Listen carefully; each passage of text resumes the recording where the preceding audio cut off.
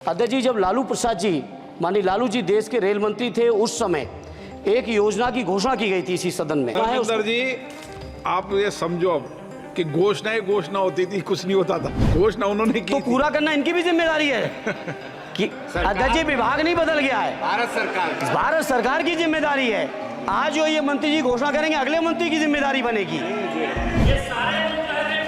अरे 10 साल का हिसाब दे दो, अरे 10 साल का हिसाब दे दो। चलिए धर्मेंद्र जी, अरे मेरे पास समय कम है, उसका दुरुपयोग ना करो। अध्यक्ष जी, बहुत सारे साथियों ने बड़ी जिम्मेदारी की बात कही, जनरल बोगी बढ़ाने से लेके सफाई से लेके उन सभी चीज़ों के साथ अपने को जोड़ते हुए, क्योंकि अध्यक्ष जी मैं आजमगढ़ संसदीय क्षेत्र से निर्वाचित होकर आया हूँ। आजमगढ़ संसदीय क्षेत्र अपने आप में बहुत ऐतिहासिक क्षेत्र है। अल्लामा शिबली नुमानी, कैफी आज़मी, अयोध्या प्रसाद हरियोत से लेके तमाम जो हमारे एक से एक महान लोगों की ये सरजमी रही है। अध्यक्ष जी, आजमगढ़ क्षेत्र अलग अलग विविधताओं से भरा हुआ है। आजमगढ़ के लोगों को जहाँ रोज़गार के लिए मुंबई जाना पड़ता है, वहीं शिक्षा के लिए आजमगढ़ के लोगों को इलाहाबाद और प्रयागराज की ज़रूरत पड़ती है। प्रदेश की राजधानी लखनऊ है, देश की राजधानी दिल्ली है। इसलिए मैं अपनी ओर से अपने क्षेत्र के लिए आजमगढ़ से मुंबई, जो कोरोना से पहले माननीय मंत्री जी ध्यान दे दें, कोरोना से पहले आजमगढ़ से मुंबई एक रेल चलती थी जो कोरोना काल से बंद चल रही है। हमारा अनुरोध है कि उस रेल को न केवल वो साप्ताहिक थी, उस रेल को हर दिन के लिए शुरू किया जाए, बल्कि साथ ही साथ आजमगढ़ से लखनऊ, आजमगढ़ से इलाहाबाद, जहाँ पे इंटरसिटी से डेली लोग आवागमन कर सकें, आ जा सकें, उसके लिए इस ट्रेन को भी शुरू कराने की कृपा करें। साथ ही साथ अध्यक्ष जी, आजमगढ़ से दिल्ली जाने का केवल एकमात्र जरिया कैफिया ट्रेन है, और कैफिया ट्रेन के में बैठने का टाइम तो सुनिश्चित है, लेकिन कब पहुंचेंगे इस बात की कोई भी जिम्मेदारी और गारंटी नहीं है।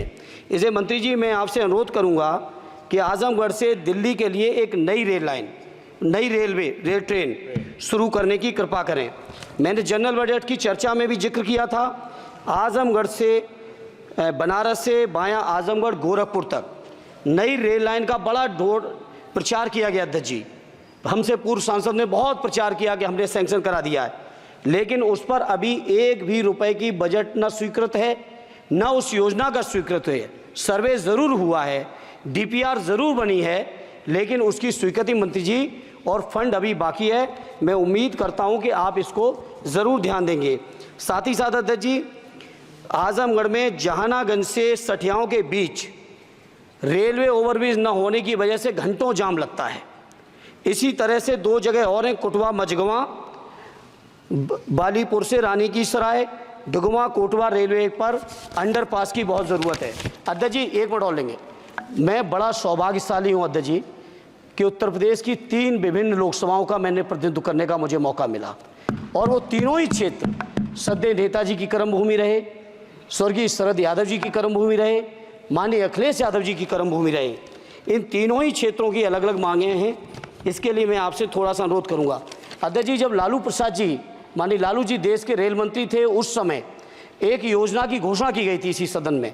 वो घोषणा थी मैनपुरी से एटा, कासगंज होते हुए बदायूं, बदायूं से संभल होते हुए गजरौला तक नई रेल लाइन की घोषणा की गई थी माननीय मंत्री जी, माननीय लालू जी के समय, और आज तक उसकी घोषणा पे कभी सर्वे भी नहीं हुआ। इसलिए मेरा अनुरोध है, वो पुरानी योजना है। धर्मेंद्र जी, आप ये समझो अब कि घोषणा होती थी, कुछ नहीं होता था। नहीं, उसके बाद 10 साल से तो आप भी हैं, 10 साल से ये भी हैं अध्यक्ष जी। ऐसा नहीं है 10 साल से ये भी बैठे हैं। चूंकि हमारी पार्टी के पास समय कम है, इसलिए हम उसको ज़्यादा लंबा नहीं कहेंगे। दूसरा, मैनपुरी से घोषणा नहीं की थी, घोषणा उन्होंने की तो थी। पूरा करना इनकी भी जिम्मेदारी है कि अध्यक्ष जी, विभाग नहीं बदल गया है, भारत सरकार की जिम्मेदारी है। आज जो ये मंत्री जी घोषणा करेंगे, अगले मंत्री की जिम्मेदारी बनेगी, अगले मंत्री की जिम्मेदारी बनेगी।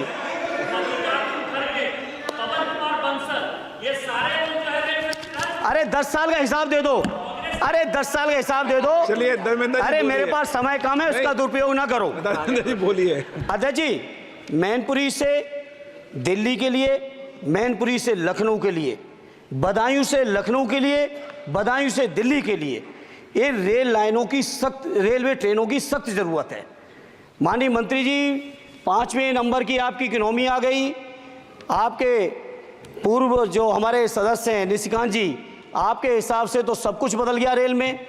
अरे कुछ तो दे दो कि केवल उधर के लिए सब कुछ है। बिल्कुल सही, केवल सब कुछ उधर के लिए है तो सबका साथ सबका विकास का नारा बंद करो। और अगर नारा देना है, नारे को सच बनाना है, प्रधानमंत्री जी की बात को सही साबित करना है, तो माननीय मंत्री जी ये जो मांगे हमने रखी हैं, आजमगढ़ लोकसभा के लिए रखी, मैनपुरी के लिए रखी, आजमगढ़ के लिए, बदायूं के लिए रखी, संभल के लिए रखी, एटा के लिए रखी, इन सभी को पूरी कर दीजिए मंत्री जी। और नहीं कर सकते हैं तो कम से कम इस सदन के अंदर तो सबका साथ सबका विकास नारा देना बंद ही कर दो। और नारा जिस दिन देना बंद कर दोगे और ये कह दोगे कि आप विपक्ष में आपका नहीं करेंगे, उस दिन हम अपने क्षेत्र के लोगों को संतुष्ट भी कर लेंगे। हमारे क्षेत्र के लोग इतने स्वाभिमानी लोग हैं। माननीय अध्यक्ष जी कि आपने मुझे रेल बजट पर बोलने का मौका दिया। मैं माननीय प्रधानमंत्री जी और माननीय रेल मंत्री जी को बहुत बहुत लाइट बीच में छूट गया, आ गई। तो धन्यवाद अध्यक्ष जी। मैं कहता हूं कि जो मांगे की हैं तीनों ही क्षेत्रों की, उत्तर प्रदेश की जनता की, उसको माननीय मंत्री जी पार्टी से ऊपर उठकर सबके साथ और विकास के लिए पूरा कर दें। आपकी बहुत बहुत मेहरबानी होगी। नहीं तो ये नारा बंद करो। बहुत बहुत धन्यवाद।